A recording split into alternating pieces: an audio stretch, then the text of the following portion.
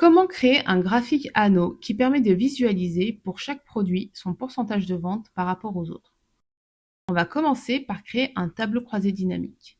Dans mon fichier, j'ai un tableau qui regroupe toutes les ventes réalisées par les commerciaux et chaque ligne correspond à une vente. Je clique simplement sur une cellule du tableau source, pas besoin de tout sélectionner, puis je vais dans l'onglet Insertion et je choisis Tableau croisé dynamique. Une fenêtre s'ouvre. Excel te propose de placer ton tableau croisé dynamique soit sur une nouvelle feuille, soit sur une feuille déjà existante.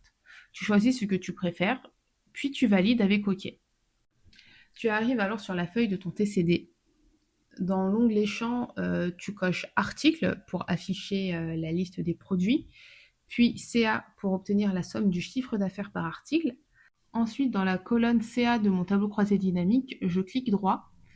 Je vais dans Paramètres des valeurs et je choisis Afficher les valeurs en pourcentage du total de la colonne. C'est justement ces pourcentages qui vont nous intéresser pour le graphique en anneaux. Juste à côté du TCD, je vais maintenant faire un petit calcul supplémentaire. Je veux connaître le pourcentage des produits qui n'ont pas été vendus par rapport au total. Par exemple, si l'iPhone 16 représente 17% des ventes, ça veut dire que les 83% restants concernent les autres produits. Une fois que c'est prêt, je passe au graphique. Je sélectionne une cellule vide en dehors du tableau croisé dynamique. Je vais dans Insertion, puis je choisis le type de graphique anneau. C'est normal si pour l'instant le graphique est vide et on n'a pas encore sélectionné aucune donnée. Pour ça, je clique sur le graphique, un onglet contextuel apparaît, je vais dans Création de graphique, puis sélectionner des données, et là je vais construire la base de mon graphique. Je clique sur Ajouter, et je saisis le nom de ma première série que j'appelle Vente. Ensuite, je vais mettre 20 fois le chiffre 1 séparé par des virgules. Tu verras dans un instant à quoi ça sert, c'est juste pour structurer notre anneau et créer des segments réguliers. À ce stade, le graphique se forme en fonction de ces données. On obtient donc un anneau découpé en 20 parties égales qui représentent nos pourcentages de vente. Avant d'aller plus loin, je vais un peu le nettoyer, je supprime le titre, les légendes et je réduis le diamètre de l'anneau, que je passe de 100 à 60% pour un rendu beaucoup plus esthétique. Ensuite, je vais ajouter une nouvelle série. Ce sera cette fois-ci la série issue de notre tableau croisé dynamique. Donc avant de commencer à construire tous les anneaux, je vais d'abord changer la couleur du graphique pour le rendre plus agréable visuellement. Ensuite, je duplique les différents graphiques. Dans mon exemple, j'ai 5 produits, donc je vais créer 5 anneaux, un pour chaque produit. Je retourne dans Insertion, puis dans Création graphique et je clique sur Sélectionner des données. Je commence par l'iPhone 16. Je sélectionne les valeurs qui correspondent à ce produit, donc les 17% de vente pour l'iPhone 16 et les 82% pour le reste des produits. À ce stade, mon graphique affiche 2 anneaux, parce qu'il s'agit d'un graphique combiné, il contient 2 séries. Je vais donc modifier le type de graphique pour corriger ça. Donc je mets la deuxième série, celle de l'iPhone 16, sur l'axe secondaire et je vérifie bien que le type de graphique reste bien en anneau.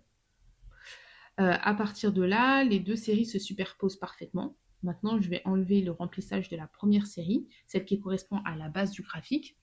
Cette première partie, c'est celle qui représente mes 17% de vente. Pour le reste du graphique, c'est-à-dire la part des autres produits, je vais mettre une couleur grise avec un peu de transparence pour qu'on voit le contraste sans que ce soit trop marqué. Donc résultat, la partie colorée, ici en bleu, représente les ventes de l'iPhone 16 et la partie grisée symbolise le reste des ventes. Et ensuite, je fais exactement la même chose pour les autres anneaux. Je commence par changer les couleurs pour que ce soit plus lisible. Chaque anneau aura sa propre couleur et chaque couleur représentera un produit. Puis, je répète la procédure, je sélectionne la nouvelle série, je modifie le graphique combiné pour placer cette série sur l'axe secondaire, toujours en gardant le type de graphique anneau.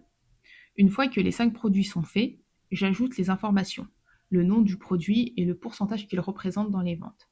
Pour ça, j'insère une zone de texte. Puis, dans la barre de formule, je tape égal et je référence la cellule qui contient le pourcentage.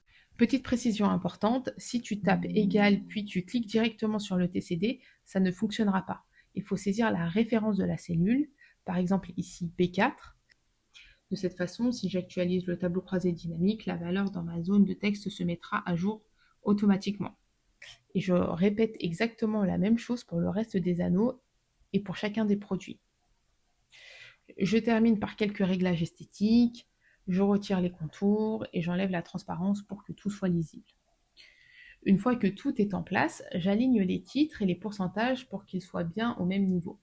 Je déplace ensuite mes anneaux comme je le souhaite en fonction de la disposition du tableau.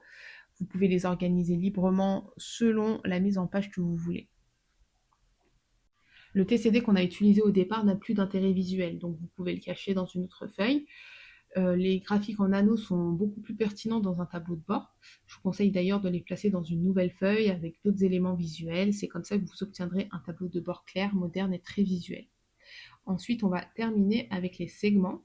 Donc, les segments, ce sont des filtres dynamiques plus modernes qui permettent de sélectionner rapidement les éléments qu'on veut mettre en avant. Pour les insérer, je clique sur mon tableau croisé dynamique. C'est important parce que c'est lui qui est relié à mes 5 graphiques. Je vais dans Filtre, puis Insérer un segment. Là, je sélectionne Ville, Client et le nom des commerciaux. Alors, petite remarque, le filtre client n'est pas toujours très pertinent, surtout qu'il y a beaucoup de clients dans la base. Dans ce cas, je préfère le supprimer. Je peux mettre aussi en forme mes segments. Par exemple, si je veux les placer en haut du tableau de bord, je peux afficher 2 colonnes pour raccourcir la longueur du segment et mieux l'intégrer dans la présentation. Je fais de même pour les autres filtres. Je garde ville, je retire client et j'ajuste les commerciaux comme je veux. Et si vous voulez filtrer par période, là, il ne faut pas utiliser un segment, il faut ajouter une chronologie. C'est un autre type de filtre spécialement conçu pour les dates. Je ne l'ai pas ajouté dans cet exemple, mais c'est tout à fait possible. Une fois que tout est configuré, vous pouvez cliquer sur les segments. À chaque sélection, les graphiques anneaux se mettent automatiquement à jour en fonction des filtres choisis. Et voilà, vous avez un tableau clair, interactif et 100% dynamique. Si ça t'a plu, télécharge gratuitement les 3 premiers chapitres de mon e-book Excel, le lien est dans ma bio. Abonne-toi et commence dès aujourd'hui.